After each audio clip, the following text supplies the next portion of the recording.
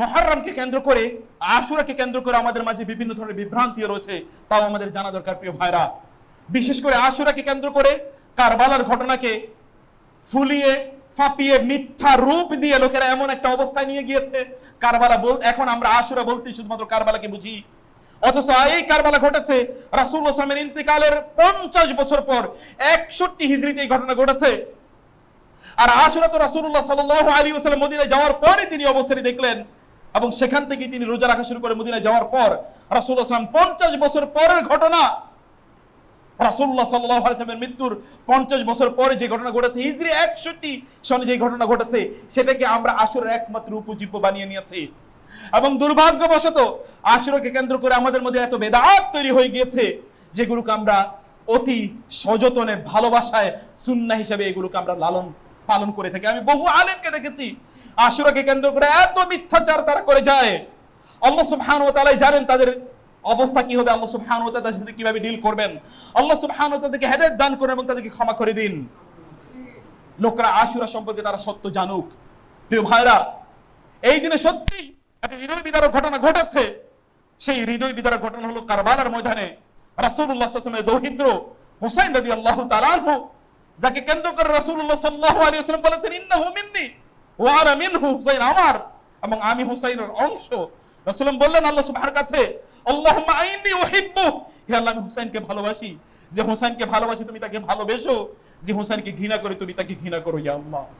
রাসূলুল্লাহ আল্লাহ সুবহানাহু ওয়া তাআলার রাসূল সাল্লাল্লাহু হুসাইন এবং হাসানকে কেন্দ্র করে বলেছেন সাইয়্যিদা শাবাবি আহলিল জান্নাহ, জান্নাতের যুবকদের নেতা হবেন এই দুইজন।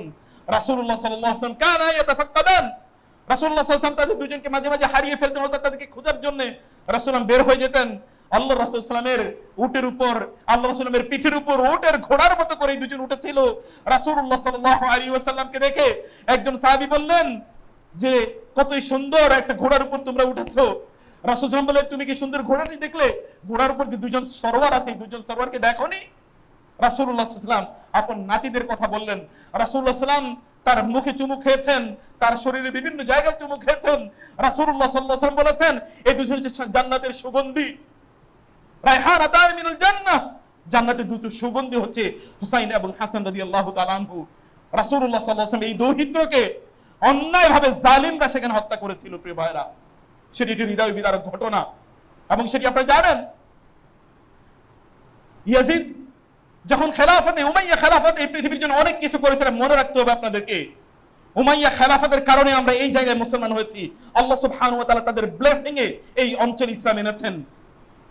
উমাইয়া খেলাফতের সময় আব্দুল মালিক ইবনে মারওয়ানের ছেলে ওয়ালিদ যখন খলিফা হয়, তখন বিশ্বের বিভিন্ন জায়গায় সে ইসলামের পতাকাকে, ইসলামের দাওয়াতকে পৌঁছানোর জন্য লোক পাঠিয়েছিল।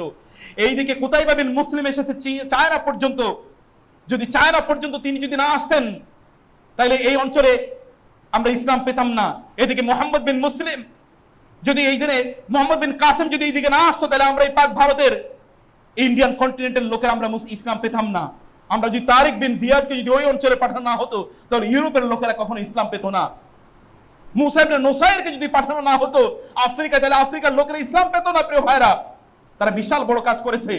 দুর্ভাগ্যবশত যখন ওয়ালিদের মৃত্যুর পর, যখন তার অন্য ভাই যখন খলিফা হয়, তখন এই যে বিভিন্ন জায়গায় যে সকল প্রতিনিধিকে পাঠানো হয়েছিল, দাওয়াতি মিশন নিয়ে যে সকল মিলিটারি কমান্ডারদেরকে পাঠানো হয়েছিল, হাজ্জাজ ইবনে ইউসুফের কারণে, ঘৃণার কারণে, হাজ্জাজ ইবনে ইউসুফের প্রতি ঘৃণার কারণে সকলকে সে উইথড্র করে।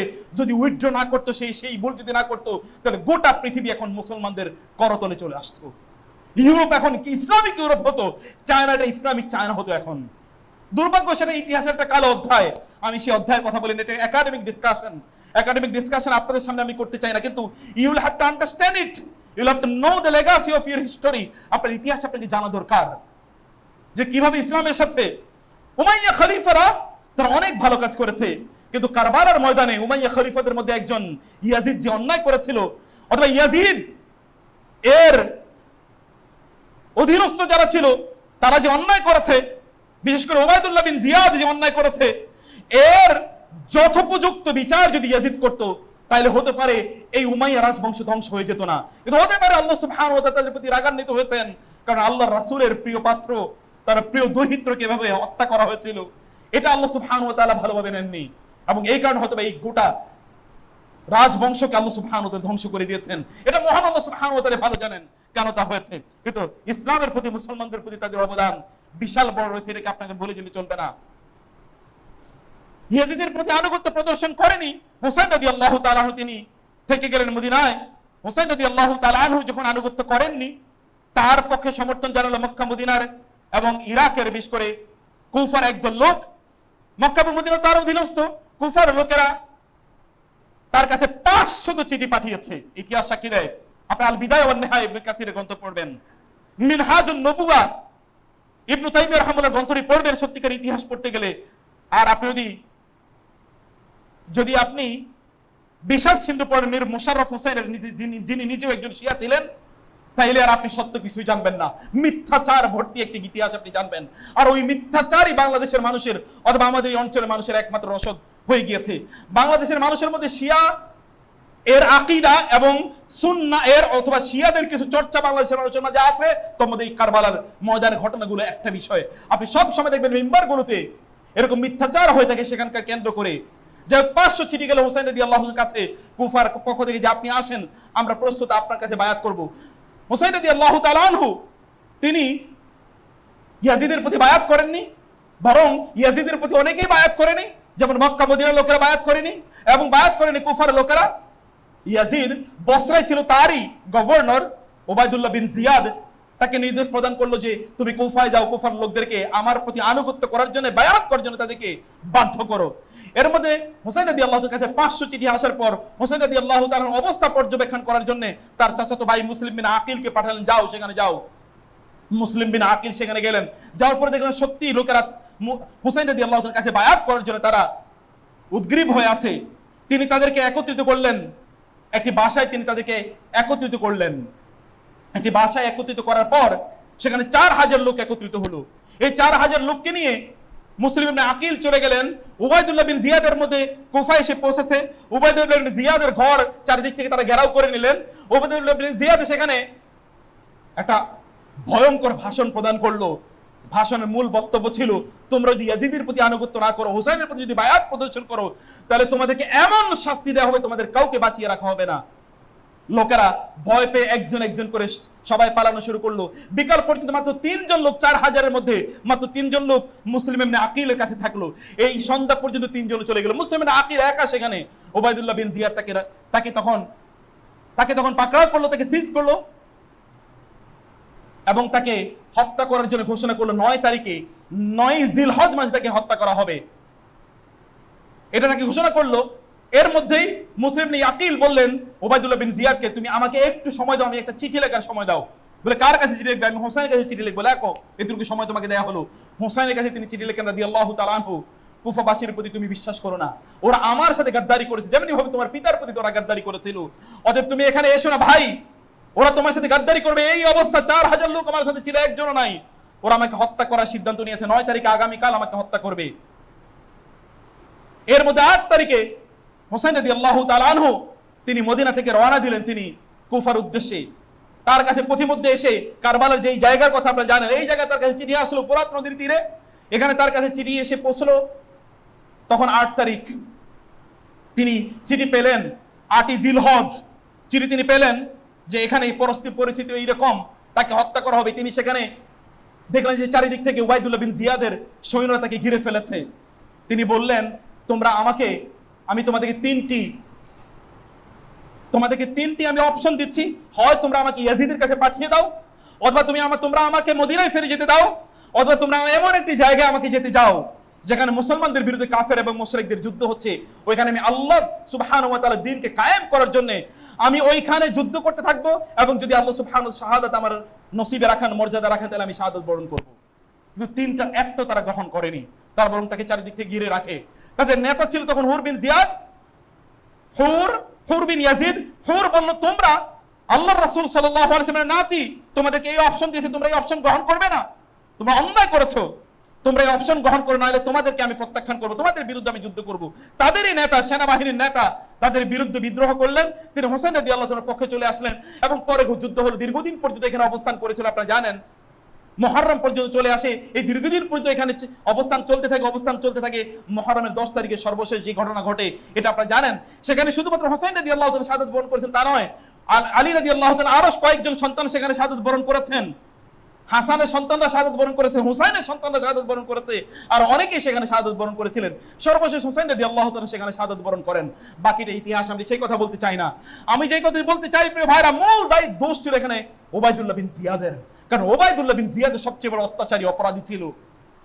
হুসাইন রাদিয়াল্লাহু তাআলা আনহুর লাশ যখন নিয়ে যাওয়া হয় সিরিয়াতে, তার কর্তৃত মস্তক, তখন ইয়াজিদ আক্ষেপ করে বলেছিল সে ইন্না লিল্লাহি ওয়া ইন্না ইলাইহি রাজিউন। ইতিহাসটা কি দেয় এজন্য বলেছি, সত্যিকার সোর্স থেকে আপনাকে ইতিহাস পড়তে হবে।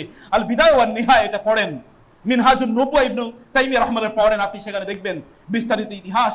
ইয়াজিদ তখন ওবাইদুল্লাহ বিন জিয়াদের উপর লানত করে, তোমাকে তো আমি আল্লাহর রাসূলের নাতির প্রতি এরকম কাজ করতে আমি তোমাকে নির্দেশ প্রদান করিনি, তোমার উপর আল্লাহ লানত পড়ো। কিন্তু ইয়াজিদ যেটা করা দরকার ছিল তাহলে ওবাইদুল্লাহ বিন জিয়াদের বিরুদ্ধে শাস্তিমূলক ব্যবস্থা নেওয়া দরকার ছিল, তিনি সেটা নেননি। এতটুকু ইতিহাস জানি আমরা, এর বাইরে আমরা কিছুই জানি না।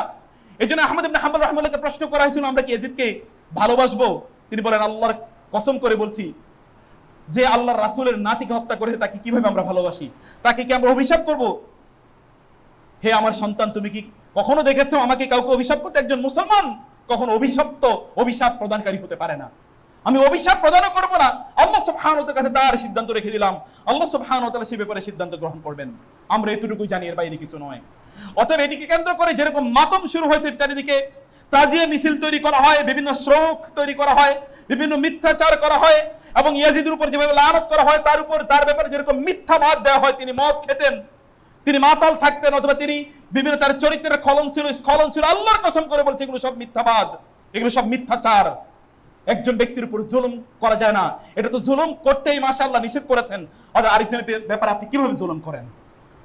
তিনি যতটুকু করেছেন ফামরুহু ইলাল্লাহ, আল্লাহ সুবহানাহু ওয়া তাআলা তার ব্যাপারে ফয়সালা প্রদান করবেন। কিন্তু এখান থেকে আপনার শিক্ষা নেওয়া দরকার। তাহলে আপনি জুলুম করবেন না, যে কথা আল্লাহ সুবহানাহু ওয়া তাআলা কোরআনে শুরুতেই তিনি নাজিল করে কথা বলেছেন, ফালা তাজলিমু ফি আনফুসাকুম, তোমরা তার প্রতি জুলুম করো না প্রিয় ভাই, প্রিয় বোন। আর আপনি জুলুম করতে থাকবেন এবং আলোচনায় আপনি জুলুম করবেন, আরেকজনের উপর মিথ্যা আচার করতে থাকবেন, এবং এই সময় আপনি বিভিন্ন ধরনের ইবাদত চালু করবেন। কেউ এই সময় বিভিন্ন ধরনের খাবার বিতরণ করবে, আবার ভালো খাবে, কেউ সুরমা লাগাবে, কেউ আনন্দ করবে, কেউ গোসল করবে, অথবা কেউ এক্সট্রা সালাত আদায় করবে, কেউ বিভিন্ন ধরনের মিছিল করবে, অথবা কেউ বিভিন্ন ধরনের শোক গাথা সেখানে প্রচার করবে, ইত্তকার কাজ করবে। আর হায় মাতুম ইয়া হুসাইন বলে আপনি আল্লাহ সুবহানাহু ওয়া তাআলার কাছে না চেয়ে হুসাইনের কাছে আপনি চাইবেন, মাতম করবেন, এটা পরিপূর্ণভাবে জাহেলিয়াত। এই জাহেলিয়াতকে ইসলাম নিষিদ্ধ করার জন্য, নির্মূল করার জন্য এসেছিল। অতএব যারা এগুলোকে করেছে তাদেরকে প্রত্যাখ্যান করা দরকার। আল্লাহ সুবহানাহু ওয়া তাআলা তাদেরকে হেদায়েত দান করুন, তাদেরকে ইসলামের মূল স্পিরিটের কাছে ফিরে আসার তৌফিক দান করুন। প্রিয় ভাইরা, অতীতকে ঘেটে এইভাবে তোলা এটি কোনো মুসলমানের ক্যারেক্টার হতে পারে না। আপনার সাথে কারো শত্রুতা ছিল, প্রতি বছরে একটা দিন আপনি একটা বিশাল বড় আয়োজন করে ওই শত্রুতার আলোচনা করা শুরু করে দেন, অমুকে আমার সাথে ওই দিন শত্রুতা করেছিল, এটা কি কোনো মুসলমানের ক্যারেক্টার হতে পারে নাকি? মুসলমানের কাছে যে ফরগেট এন্ড ফরগিভ বলে যান, মনে রাখবেন হুসাইন রাদিয়াল্লাহু তাআলা আনহুর চেয়ে কোটি কোটি গুণ বেশি মর্যাদাবান ওমর রাদিয়াল্লাহু তাআলা আনহু শহীদ হয়েছিল। তার ব্যাপারে আপনার আলোচনা কই? হুসাইন রাদিয়াল্লাহু তাআলা চেয়ে হাজার হাজার লক্ষ লক্ষ গুণ মর্যাদাবান ওসমান রাদিয়াল্লাহু তাআলা আনহু শহীদ হয়েছিল, তার ব্যাপারে আপনার আলোচনা কই? হুসাইন রাদিয়াল্লাহু তাআলা চেয়ে আরো হাজার হাজার লক্ষ লক্ষ গুণ মর্যাদাবান তারই পিতা আলী রাদিয়াল্লাহু তাআলা আনহু, তাকেও তো শাহাদাত বরণ করতে হয়েছে, তার ব্যাপারে আলোচনা কই? সেই ব্যাপারে কোনো কারবালা নাই। শুধু কারবালার মাটি পর্যন্ত আপনি মনে করেন পবিত্র, পৃথিবীর সব মাটি অপবিত্র, শুধু কারবালার মাটি পবিত্র। এবং এই জন্য কারবালার মাটির উপরে আপনি সেজদা দেন। শিয়ারা সেই কাজই করে থাকে, আপনারা জানেন কিনা জানি না। শিয়াদের কোনো মসজিদে গিয়ে দেখবেন ছোট্ট এক ধরনের মাটির টুকরো থাকে, ওই মাটির টুকরোর উপরে তারা সেজদা দেয়, অন্য কোনো মাটির উপর তারা সেজদা দেয় না, কারণ সেজদা দেওয়ার জন্য মাটিটা পবিত্র লাগে। অতএব তারা মনে করে পৃথিবীর সকল মাটি অপবিত্র, কেবলমাত্র পবিত্র মাটি হচ্ছে কারবালার মাটি। কারবালার মাটিকে তারা বরকতের জিনিস মনে করে, কোন জায়গাকে বরকতের জিনিস মনে করার জন্য তার দলিল লাগে। এটা পুরোটাই বেদাত এবং শিরক। অতএব এই শিরকের মধ্যে আপনি নিমজ্জিত হবেন না। আল্লাহ সুবহানাহু ওয়া তাআলা আমাদেরকে বুঝার তৌফিক দান করুন।